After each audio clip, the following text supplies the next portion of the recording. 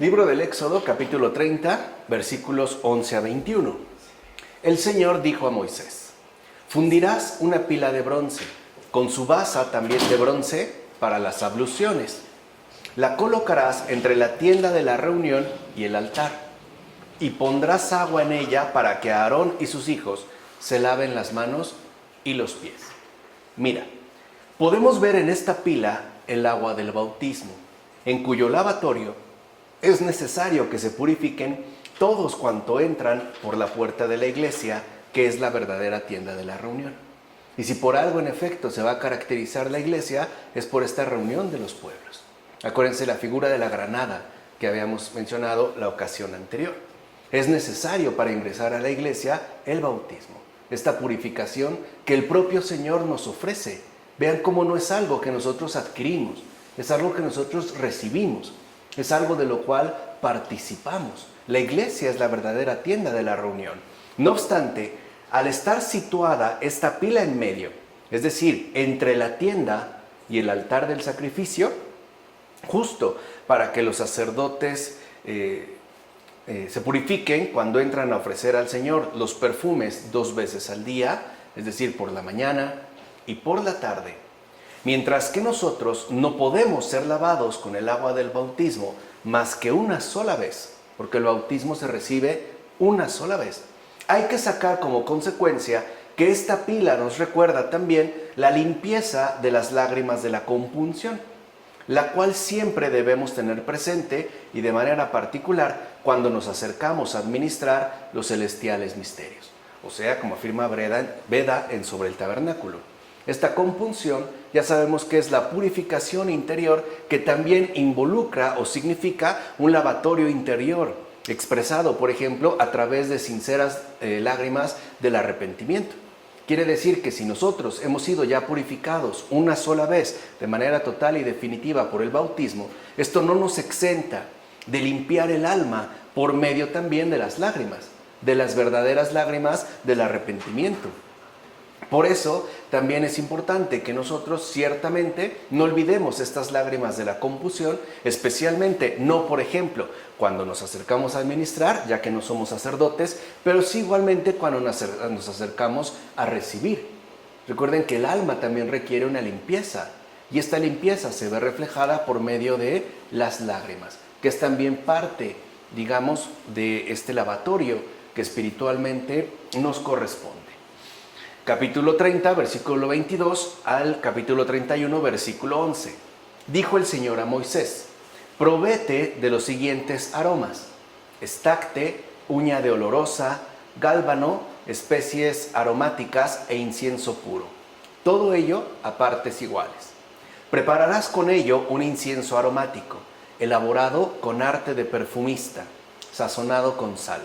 Será puro y santo. Una parte que habrás triturado en polvo finísimo, la colocarás ante el testimonio en la tienda de la reunión, donde yo me reuniré contigo. Será para vosotros cosa santísima. En este caso, la propia composición de los aromas es muy significativa. En efecto, los mismos elementos que se mencionan, es decir, estacte, que es una especia usada al hacer el incienso, uña olorosa, un ingrediente del incienso derivado de moluscos, e incienso puro, son por demás apropiados para simbolizar los bienes eternos. Estos bienes, de hecho, son los que han de ser pedidos al Señor. Entonces, nuestras peticiones tienen que estar dirigidas o enfocadas, ante todo, a la densidad adquirida por los bienes eternos. No solo se trata de pedirle a Dios cualquier cosa, sino, ante todo, de pedirle aquello que Él ciertamente nos quiere conceder y que es la salvación. No solo la salvación propia, sino la salvación para el mundo entero. Por eso nos está enseñando también qué ofrecerle. Sabemos que básicamente nuestros ofrecimientos en gran medida son peticiones, ¿vale? Entonces, en un primer momento, no es tanto, por ejemplo, pedirle para mi hijo que le vaya bien en su trabajo. Claro, esto también, pero ante todo, que su alma sea santa, que sea un gran testimonio de su presencia en este mundo. Ciertamente no se debe ofrecer sobre el altar de oro aromas de otra composición que a final de cuentas no corresponden con la establecida por el Señor mismo. Y aquí está la clave. ¿Por qué se da esta indicación en estos versículos del Éxodo? Porque algo debemos de tener muy presente. ¿Qué es pues lo que el Señor nos pide? ¿Y qué es aquello que le ofrecemos? Son cosas distintas. El Señor nos está pidiendo algo, pero nosotros, ¿qué es lo que le ofrecemos? Por ejemplo, puede ser que el Señor nos está pidiendo a nosotros cierta obediencia y nosotros le estamos ofreciendo quizá cierto tipo de arrogancia. O el Señor nos está pidiendo docilidad y nosotros nos volvemos empecinados en algunos propósitos. O Él nos está pidiendo fe y nosotros a cambio le ofrecemos incredulidad. O mejor aún, Él nos está pidiendo deseos celestiales y nosotros no superamos nuestros deseos mundanos, etcétera, etcétera. Entonces, ¿qué es lo que nos pide el Señor y qué es aquello que le ofrecemos? Por eso, no debemos pedir al Señor cosa distinta de la que Él prometió darnos. ¿O acaso debemos creer otra cosa que la que Él mismo nos ha enseñado? Como dice Beda en Sobre el Tabernáculo. O sea, debemos de mantenernos fieles también a las indicaciones que Dios nos ha dado de manera tan detallada. Nos está pidiendo una ofrenda muy particular, caracterizada sobre todo, como hemos escuchado, por su pureza. ¿Y qué puede haber más puro que el deseo de salvación universal? ¿Qué más puro puede haber que el deseo de que toda alma se encuentre con su verdadero Señor y Redentor? Repito, esto no exime nuestras necesidades ciertamente terrenales. Lo que hay que tener en cuenta es que estas necesidades terrenales no son primarias, son secundarias. Son importantes, sí, pero no son primarias. ¿Vale? Versículos 12 a 18 del capítulo 31. 6 días se trabajará, pero el día séptimo será día de descanso completo, consagrado al Señor. Todo el que haga algún trabajo en sábado deberá morir. Los hijos de Israel guardarán el sábado, celebrándolo de generación en generación como alianza perpetua. Entre los hijos de Israel y yo será una señal perpetua, porque en 6 días hizo el Señor los cielos y la tierra, y el día séptimo concluyó y descansó. Cuando el Señor acabó de hablar con Moisés en el monte Sinaí, le dio 2 tablas del testimonio, las tablas de piedra, escritas por el dedo de Dios. Vean cómo primero le da todas las indicaciones y al final la ley. Fíjate bien cómo es que reciben el mandato de celebrar el sábado. Este día es día de fiesta, ya que no estarán sometidos a ningún tipo de carga. Y ojalá se hubiesen liberado igualmente de las obras mundanas, para no llevar consigo ningún peso de graves delitos en el eterno sábado. O sea, ¿qué es lo que el Señor nos está pidiendo? Que aceptemos el descanso que Él ciertamente nos quiere ofrecer para alegría nuestra, la verdadera fiesta del corazón. O sea, que todas nuestras preocupaciones, a su vez, se vean resueltas por su providencial intervención. De tal manera que nuestro corazón también esté ordenado a no sobrecargarse con pesos que están vinculados con nuestra situación en este mundo. O sea, que no vivamos pues en una especie de orfandad, sino que aceptemos su respectiva paternidad y sobre todo su intervención providencial. Este es justamente entonces el descanso que está aquí prefigurándose. No se trata pues de dejar de trabajar por trabajar. Se trata pues también de experimentar la presencia de Dios en la propia vida, a través de la descarga de las preocupaciones y de los asuntos que tienen que resolverse, algunos más importantes que otros. Pero, puesto que Dios sabía que el pueblo era inconstante, recuerden que está en crecimiento, ¿no? Está apenas empezando, prescribió entonces para los más débiles que al menos guardaran un solo día. O sea, si no se puede vivir confiado de lleno en Dios todos los días, que por lo menos lo hicieran una vez a la semana. Es decir, el sábado, ¿no?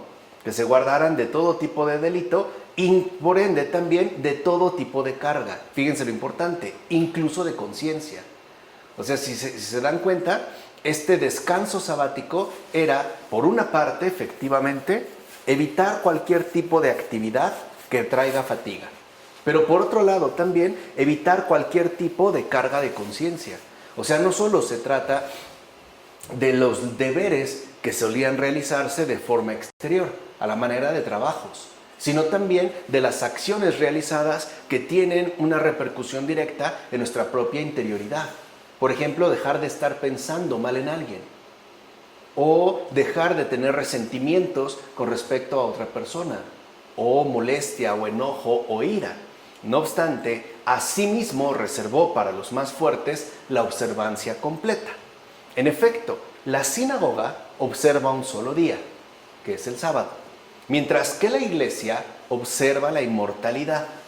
En síntesis, en la ley hay una parte. Recuerden que es un inicio. ¿Se acuerdan? Dijimos, ¿no? ¿Qué es la ley? Es el principio de un buen comienzo. Ese es el principio. Pero en el Evangelio ya está dada la perfección. Por eso dijimos, vamos de allá hacia acá, como muy bien lo menciona Ambrosio en las cartas. Si uno no empieza realmente por el descanso sabático un día a la semana, ¿cómo le va a hacer para vivirlo a lo largo de toda la semana? Tenemos que empezar por algo. Así se trate de un solo día. Por ejemplo, nuestro propósito inicial bien podría ser, siguiendo los pasos de Moisés, al menos evitar cualquier tipo de pecado un día. Quizá después lo logramos 2, hasta que ya vivamos esta perfección evangélica de una especie de sabático permanente, donde no tenemos cargas de conciencia, no tenemos reproches interiores y sobre todo no estamos asfixiados o doblegados por las cargas y el cansancio que este mundo ciertamente impone y que además ¿no? es un cansancio que parece darse en cualquiera de los ámbitos que humanamente podamos experimentar. ¿O no es verdad que uno hasta parece que se puede llegar a cansar de no hacer nada? Nos cansamos de trabajar, nos cansamos de descansar. Nos cansamos de viajar, nos cansamos de no salir. Me canso de estar parado, también me canso de estar sentado. Por cierto, es un tema que el gran filósofo Jean-Louis Chrétien, católico, hace poco fallecido, escribió en un textito titulado así, que yo les recomiendo para su lectura de fin de semana, titulado Sobre el cansancio. Si pueden echarle un ojito, creo que valdría la pena. Bueno, así pues, conforme a la observancia literal del sábado carnal, el pueblo debía abstenerse de todo trabajo servil durante el séptimo día. ¿Se dan cuenta cómo el énfasis nuevamente es la libertad? Cómo lo que está en juego es la insistencia en que el ser humano se atreva a vivir en verdad libre, realmente libre. Pero el sábado espiritual significa que según la luz de la gracia espiritual que recibimos de 7 formas distintas, o sea, los 7 dones del Espíritu Santo, no solo debemos permanecer libres del tormento de los pecados de un solo día, sino todos los días sin excepción. Ese es el descanso. De hecho, por ejemplo, cuando tenemos tranquila la conciencia, porque sabemos que no hemos incurrido en algún tipo de delito, sí podemos descansar. En cambio, cuando nosotros no hemos hecho bien las cosas, tenemos preocupación y por ende también solemos vernos perjudicados por el agobio. Ahora, por pecados hay que entender en este caso los trabajos serviles, de los cuales en efecto hemos de abstenernos. Entonces, de fondo, lo que está indicando el Señor es que nos acostumbremos a no pecar, que no hagamos del pecado una especie de costumbre, porque ese es volverse servil ante el pecado. Que veamos que realmente sí es posible vivir sin pecado. Y eso es parte de lo que nos invita el Señor en esta línea de la ley. En todo caso, fíjense, esto no va a significar solamente abstenerse de las malas acciones, sino también dedicarse a las buenas. Recuerden, la extirpación del vicio solamente tiene la finalidad de promover la emergencia de la virtud. Porque ¿de qué me sirve no matar a una persona hoy si estoy dispuesto a hacerlo el día de mañana? No, es simplemente un ejercicio de crecimiento en donde nosotros no damos ya acogida al pecado y renunciamos a él para poder dar paso a continuación a las buenas acciones. El paso pues del vicio, de la renuncia al vicio, al ejercicio ya no solo esporádico, sino permanente de la virtud. Aquí se dice claramente que las 2 tablas fueron escritas por el dedo de Dios. Pues bien, en los libros del Evangelio se declara abiertamente que el dedo de Dios es el Espíritu Santo. Con el dedo de Dios yo lanzo los demonios, como dijo Jesús en el Evangelio de Lucas. ¿Quién no preferirá esta alegría irradiada a una prosperidad inusitada? Como afirma Agustín en las cartas. O sea, ¿qué preferimos? ¿Lo que Dios nos ofrece o lo que el mundo nos impone? De fondo, lo que parece estar en juego en la vida humana es ¿qué queremos? ¿La libertad de los hijos de Dios o la esclavitud de los trabajadores serviles de este mundo? ¿Qué es ciertamente lo que preferimos? ¿Lo que el Señor nos hace llegar o aquello que nosotros no nos negamos en recibir? Ahí es donde estaría, digamos, también ciertamente nuestra condición. Es verdad que Moisés recibió el decálogo en la cima del monte Sinaí para entregarlo al pueblo, es decir, la ley escrita por el dedo de Dios en tablas de piedra. Esta ley resume 10 preceptos en los que de hecho nada se prescribe acerca de la circuncisión. Y si esto debe de ser llamativo, porque no se dice nada ahí de la circuncisión, ya que el sacrificio verdadero habría de ser hecho por cristianos. Se da un adelanto, pero les decía, hacia aquellas realidades que aún están por venir. No obstante, los mismos cristianos están llamados a observar cuidadosamente estos preceptos. No quiere decir que por tanto es algo que podemos dejar de lado sin más, porque de ahí es donde está emanando la raíz de la cual nosotros hemos emergido. Se trata por tanto de llevar la ley a su real perfección, no a su anulación. Por eso, como lo habíamos comentado en una ocasión anterior, la iglesia está sostenida por estas dos columnas, el Antiguo Testamento y el Nuevo Testamento, de manera conjunta. No podemos prescindir de ninguno de estos dos, porque no es posible la perfección. ¿O cómo es posible llegar a la perfección sin un principio básico de iniciación? ¿Cómo se llega a un fin sin un comienzo, pues? Y además, llevarla a la perfección, a la ley, según la obra del Espíritu que se nos ha concedido, como afirma Agustín en Del Espíritu y la letra. Versículos 1 a 29 del capítulo 32. Unos versículos interesantes porque marcan de entrada un contraste con toda la dedicación que previamente Dios ha hecho para el bien del pueblo. Escuchemos. El pueblo, viendo que Moisés tardaba en bajar del monte, recuerden, ya habían pasado 40 días, ¿no? Como si hubieran sido 40 años. Bueno, viendo que Moisés ya se había tardado en bajar del monte, se congregó en torno a Aarón y le dijeron, conste, Aarón era el que había recibido el ministerio sacerdotal. Anda, haznos un Dios que vaya delante de nosotros, pues de ese Moisés que nos sacó del país de Egipto, no sabemos qué ha sido de él. Al día siguiente se levantaron temprano, ofrecieron holocaustos y presentaron sacrificios de comunión. Después el pueblo se sentó a comer y a beber, y luego se levantaron para divertirse. Entonces el Señor dijo a Moisés, anda, baja, porque se ha pervertido tu pueblo, el que sacaste del país de Egipto. Pronto se han apartado del camino que les había ordenado. Y eso que no hacía muchos días, había dicho el pueblo en presencia de Moisés, haremos todo lo que el Señor nos diga. Pues bueno, pronto se han apartado del camino que les había ordenado. Se han hecho un becerro fundido y se han postrado ante él. Le han ofrecido sacrificios y han exclamado, este es tu Dios Israel, el que te ha sacado del país de Egipto. Y dijo el Señor a Moisés, ya veo que este pueblo es un pueblo de dura cerviz. Ahora deja que se inflame mi cólera contra ellos hasta consumirlos. De ti, en cambio, haré un gran pueblo. Parece una gran propuesta, ¿no? Moisés entonces suplicó al Señor su Dios diciendo, ¿por qué, Señor, ha de inflamarse tu cólera contra tu pueblo, al que has sacado del país de Egipto con gran poder y mano fuerte? ¿Por qué dar pie a que digan los egipcios? Por malicia los has sacado para matarlos entre las montañas y exterminarlos de la faz de la tierra. Aplaca el furor de tu cólera y renuncia al mal con que amenazas a tu pueblo. Acuérdate de Abraham, de Isaac y de Israel, tus siervos, a quienes juraste por ti mismo diciendo, multiplicaré vuestra descendencia como las estrellas del cielo, y toda esta tierra que os he prometido, se la daré a vuestra descendencia, para que la posean en herencia para siempre. El Señor renunció al mal que había anunciado hacer contra su pueblo.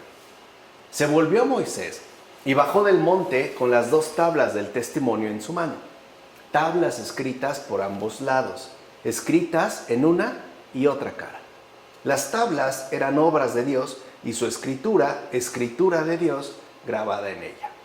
Cuando Josué oyó el intenso griterío del pueblo, dijo a Moisés, hay voces de guerra en el campamento.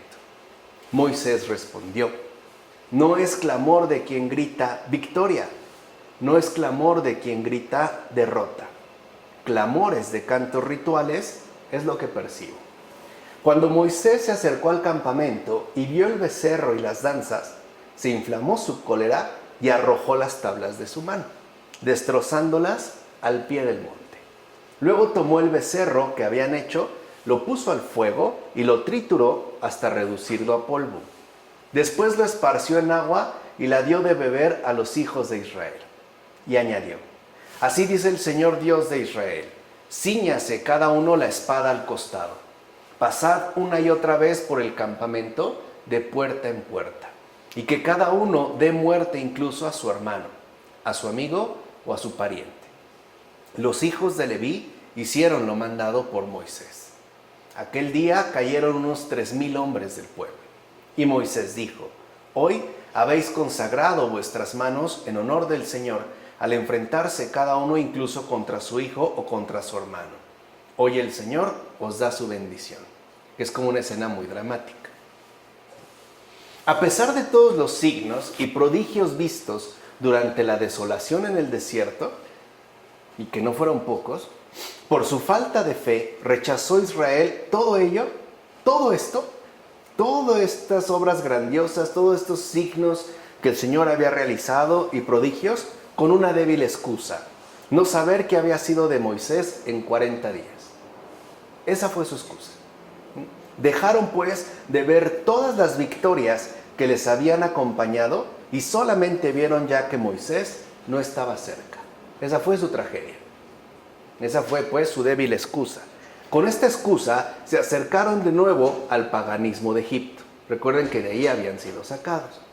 De hecho, a través del becerro fundido pudieron adorar abiertamente aquello que en secreto ya adoraban sus corazones. Así pues, su paganismo, el culto a los ídolos, pasó del secreto a la evidencia. O sea que ellos mismos iban cubiertos por una nube, pero no de luz, sino de tiniebla. Por eso Moisés señaló tan claramente su verdadera situación. De hecho, Dios separó al pastor de su rebaño durante 40 días para que se manifestase que el rebaño tenía puesta su confianza en algo tan visible como un becerro. O sea, para poner al descubierto lo que verdaderamente había en sus corazones, apego a los ídolos. Recuerden que la palabra ídolo viene del griego eidolon, que literalmente significa lo que se ve.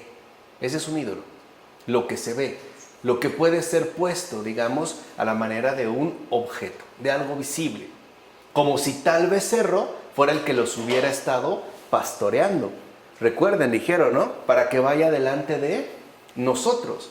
Pusieron como pastor suyo a ese becerro que ni siquiera era capaz de pastar. Así pues, Moisés fue apartado de ellos para que sus bocas clamaran la idolatría que llevaban dentro. Ellos pues no querían a Dios, sino a dioses que fueran ante ellos, como afirma Efrén de Nisibi en el sermón sobre nuestro Señor. Y lo mismo sigue pasando en la actualidad. El Señor también se ha ido al monte, por decirlo de esta manera, ¿no? A la derecha del Padre, durante 40 años no cronológicos. Y muchos de nosotros también nos hemos puesto a clamar con nuestras bocas la idolatría que llevamos dentro.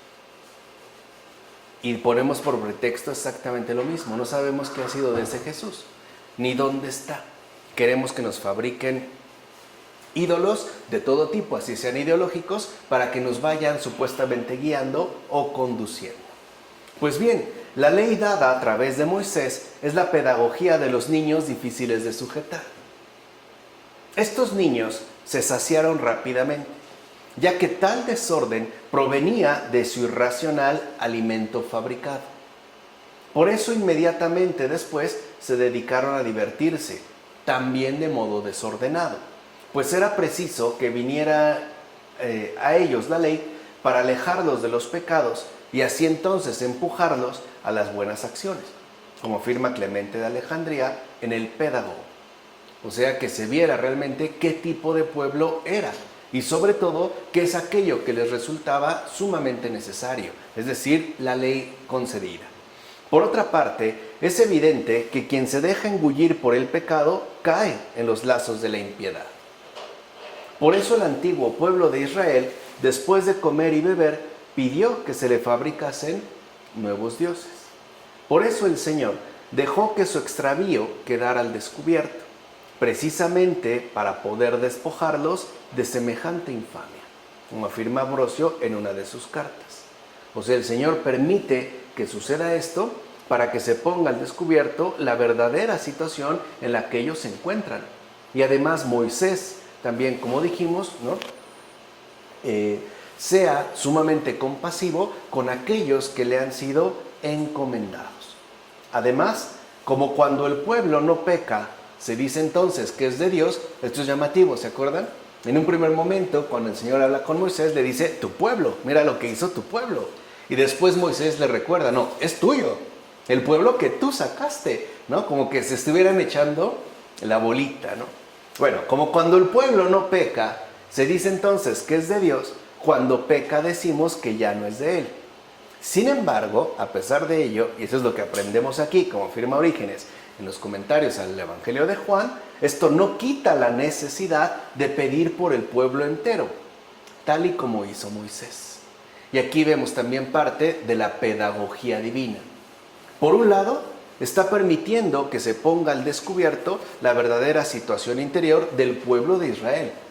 Y al mismo tiempo, ahora va a permitir o va a promover que surja la situación interior de Moisés.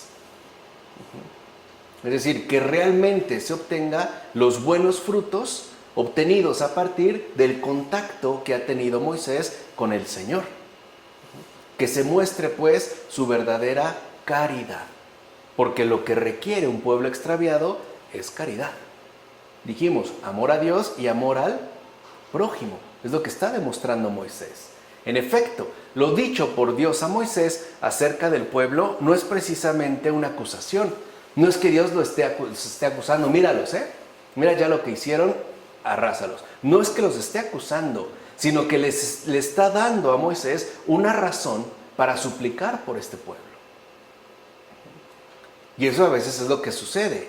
Nosotros nos enteramos de ciertas situaciones, de ciertas personas, y lo tomamos como una acusación, al grado de que podemos asumirlo como un pretexto para dar rienda suelta a nuestras respectivas críticas. Pero ¿no será que de fondo el Señor nos está diciendo, igual que a Moisés, suplica por él, pide por él, ruega por él? De hecho, el cultivador dio a conocer su petición, la de arrancar el árbol. Pero el misericordioso, Moisés, mostró de inmediato su arraigada piedad. ¿Qué es entonces el perfil que ahora caracteriza a Moisés? La misericordia. Y eso que ha sido encomendado como pastor de todo el pueblo.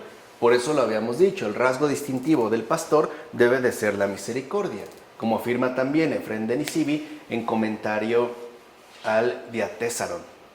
Así pues, Dios le dice a Moisés, déjame, que quiero borrar a este pueblo. Al decir déjame, le insinúa a Moisés que más bien ore e interceda para que no se cumplan sus amenazas.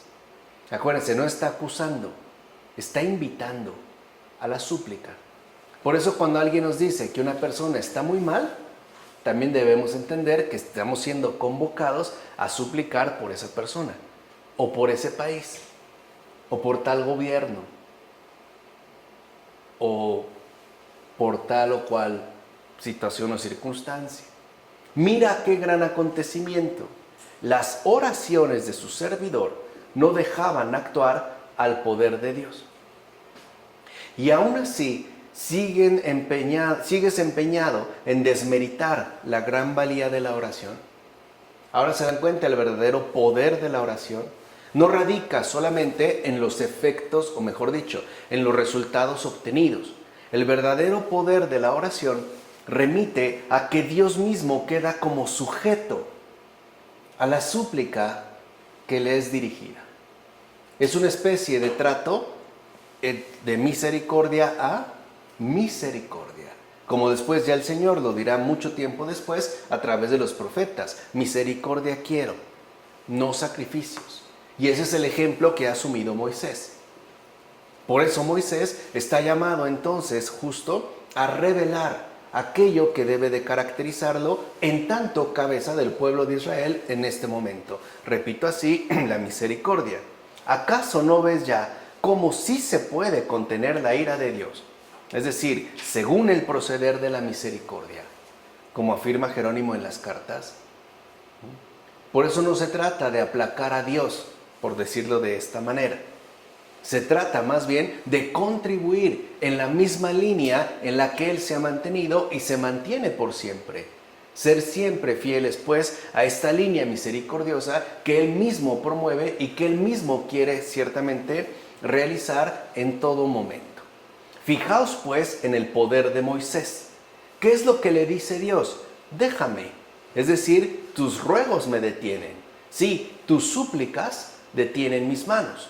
Tus oraciones protegen al pueblo.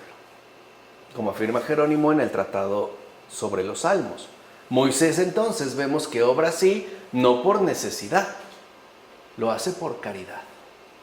En efecto, a pesar de que se le ofreció un pueblo entero a partir de él, Moisés no aceptó, sino que se mantuvo entre los culpables rogando por los pecadores. Porque pareciera una oferta sumamente apetitosa, ¿no? Olvídate de ellos y contigo lo hago aparte. Y él decide que no. De hecho, Moisés decide quedarse entre los culpables.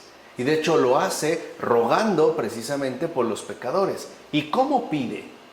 Sí, ¿cómo pide? Pues con caridad, en cierto modo maternal. Es decir, según un amor que vela y cuida por aquellos que le han sido encargados. Este también es el perfil materno del alma humana.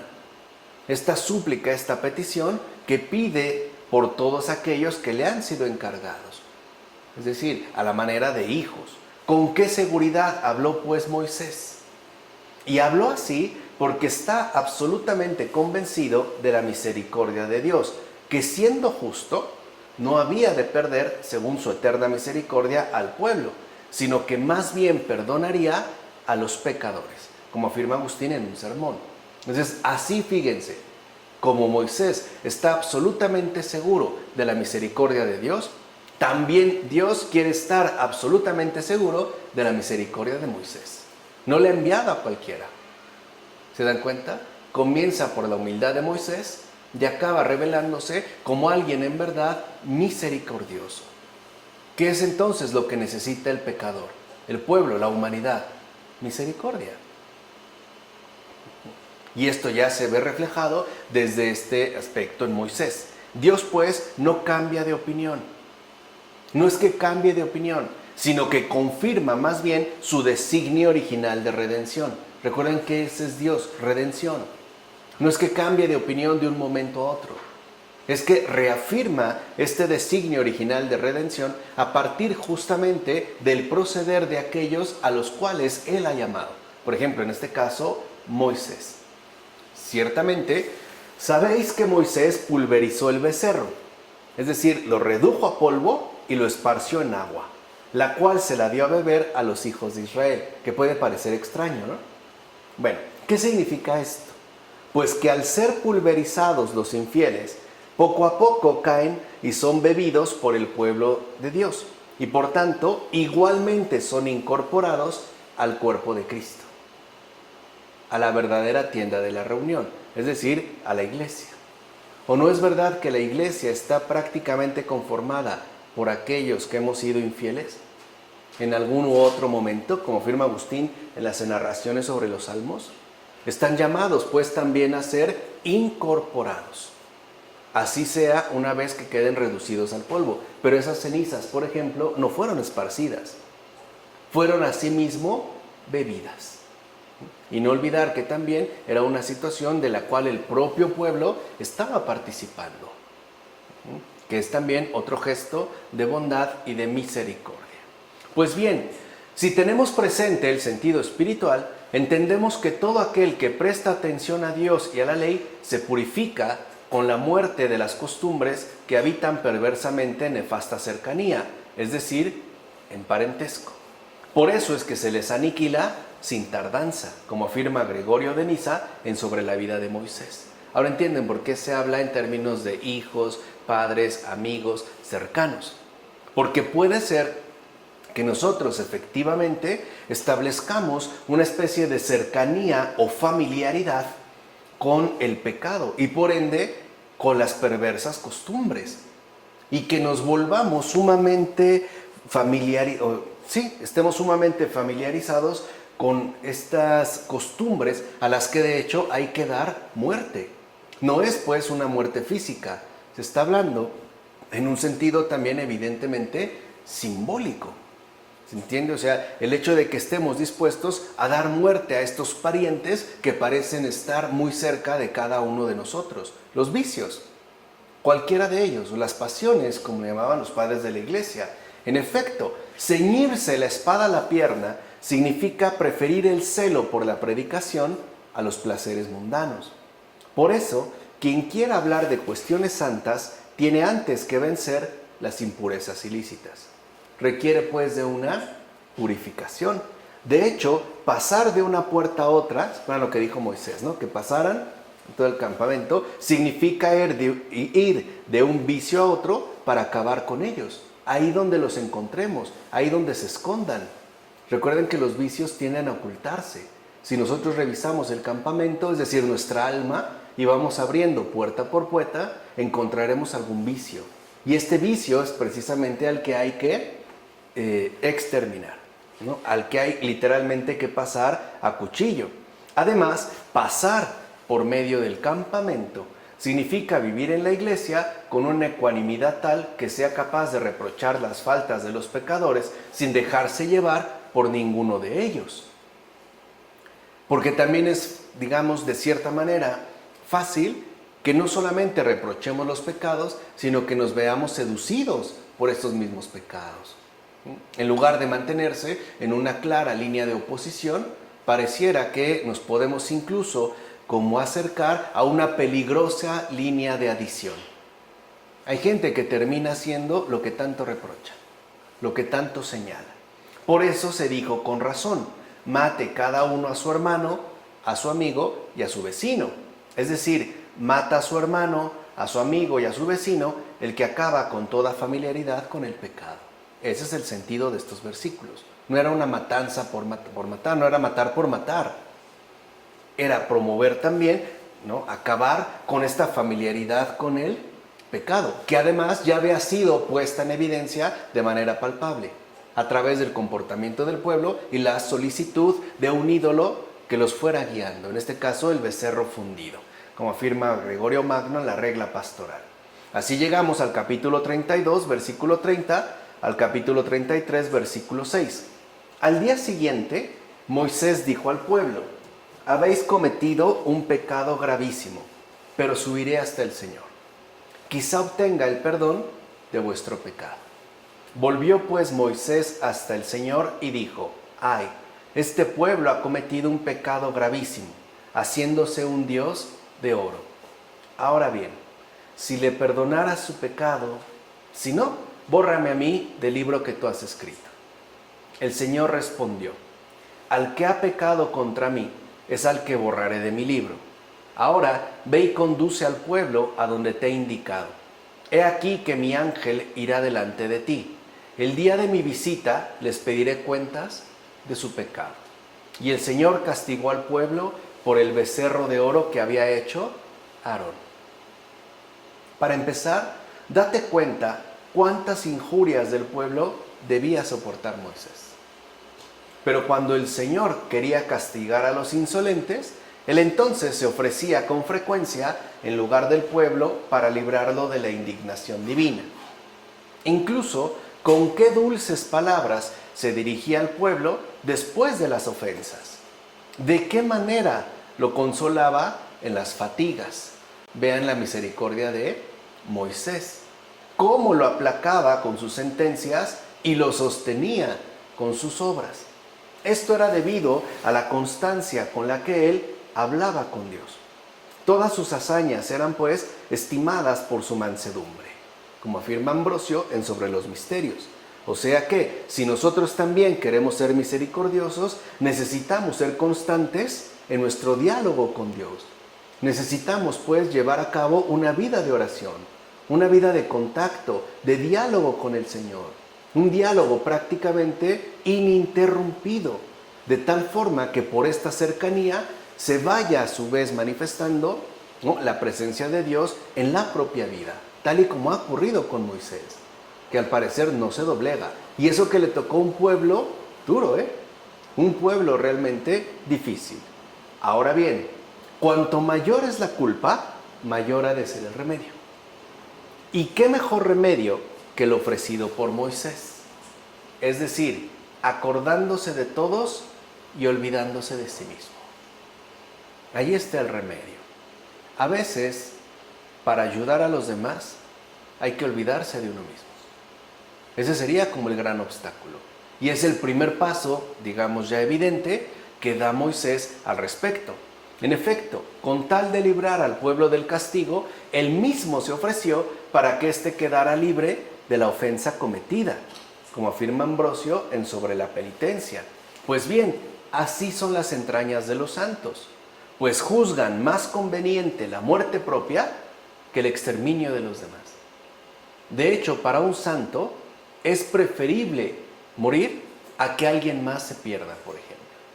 Un santo, una santa, no puede concebir estar felizmente en el cielo mientras algún otro u otras se han condenado. Porque el santo no tiene ya una vida propia. El santo está literalmente, dedicado a los demás. Y por eso llega hasta el olvido de sí mismo. Esto quedó plenamente confirmado con Cristo, por quien se perdonó el pecado a todo el orbe de la tierra, como afirma Juan Crisóstomo en las homilías al pueblo antioqueno. Y en efecto es así. ¿No es verdad que el propio Señor Jesucristo prefirió padecer todo lo que padeció antes de que cualquiera de nosotros lo sufriera, o bien, peor aún, se perdiera? ¿No es verdad que este diálogo es quizá el diálogo entre el Hijo y el Padre? Castígame a mí en lugar de a ellos. Si quieres, bórrame a mí del libro que has escrito. Detengámonos un poco en esta frase. Bórrame. ¿No es como también la toma en serio de lo dicho por el Hijo al Padre en el descenso a los infiernos? ¿No es incluso a lo que estuvo dispuesto el Hijo a ser borrado del libro, a ser, si lo quieren ver así, aniquilado, antes de que cualquiera de nosotros, vuelvo a repetir, se perdiera? Y el Señor le dice, no, al que ha pecado contra mí, a ese sí lo borraré. ¿Quién es este? El demonio, no el demonio. Este sí es el que quedará finalmente borrado. Este sí. Pero es importante entender cómo es un gesto también del Señor. ¿O no es verdad que el buen pastor, como dice el Señor, da la vida por sus ovejas? Por eso Moisés, aquí ya también está simbolizando al Señor Jesús, al buen pastor, que desea ser anatema por sus hermanos, tal y como le pasó a Jesús. Y si éste desea perecer para que los perdidos, sus hermanos israelitas, no perezcan, cuanto más no deberán estar atentos los padres para que sus hijos no se pierdan y perezcan, como afirma también Jerónimo en las cartas. Y esto también es algo muy bello que a veces se pierde de vista. El objetivo con los hijos no es darles, por ejemplo, solo una buena educación, o una buena vestimenta, o una vida más o menos cómoda. es velar por ellos para que no se pierdan y perezcan. Ahí también hay, digamos, como un mandato, ¿no?, establecido en términos de maternidad y en términos de paternidad. Debemos pues de velar por ellos para que lleguen lo más enteros posibles al cielo, o tuertos, pero al cielo, o cojos o mancos, pero al cielo, o si quieren en silla de ruedas, pero al cielo.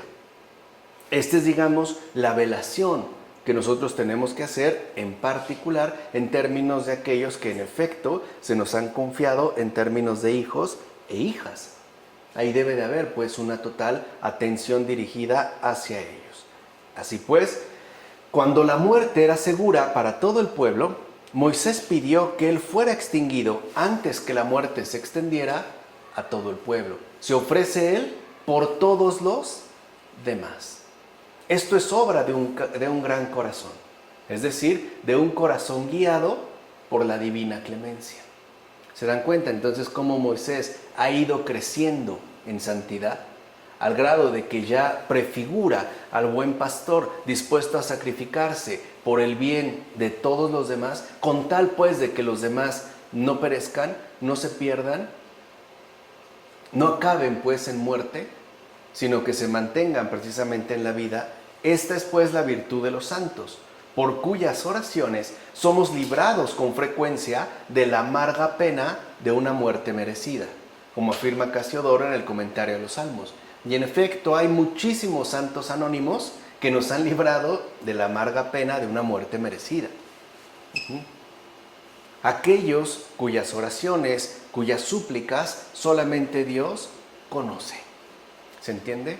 Por eso no podemos subestimar el papel que juega la oración dentro de nuestro propio acontecer humano. Por último, ¿por qué el castigo no cayó sobre todos? Puesto que todo el pueblo era culpable. ¿Por qué el Señor, con amor de Padre, solamente golpeó a una parte para corregir? Fue, por tanto, un castigo ejemplar. Así pues, al mismo tiempo que castigaba siendo justo, de igual manera perdonaba mostrándose misericordioso. Ya dijimos, en promedio eran 600,000 personas las que conformaban el pueblo. ¿Cuántas cayeron ese día? 3,000. El castigo ejemplar es literalmente mínimo en comparación con el perdón misericordioso que se mostró. Y aquí también algo se confirma. Dios es misericordioso, pero no es estúpido. También es justo. El castigo, como ya sabemos, es efecto de una sentencia, mientras que el perdón es siempre resultado del amor. Entonces, en Dios, por decirlo de esta manera, ¿qué es aquello que realmente predomina? ¿Qué es lo que destaca? El amor. Porque, como es de esperar, siempre es preferible el amor a la severidad de la justicia. Y con Dios lo tenemos todo. Ya con esto terminamos el día de hoy. Bueno, como le dice Salviano en Sobre el Gobierno de Dios. Con Dios lo tenemos todo. La severidad de la justicia y también la suavidad del amor. ¿Qué preferiremos? ¿Y en qué postura es que cada uno de nosotros ciertamente se encuentra? ¿Qué buscamos?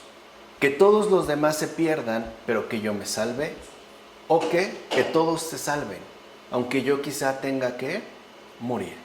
Ahí está el camino, porque es el propio camino que el Señor ciertamente nos ha mostrado, ha encarnado, y el cual también debemos de transitar. ¿De acuerdo? Vamos a dejar hasta aquí. En nombre del Padre, del Hijo, del Espíritu Santo. Amén.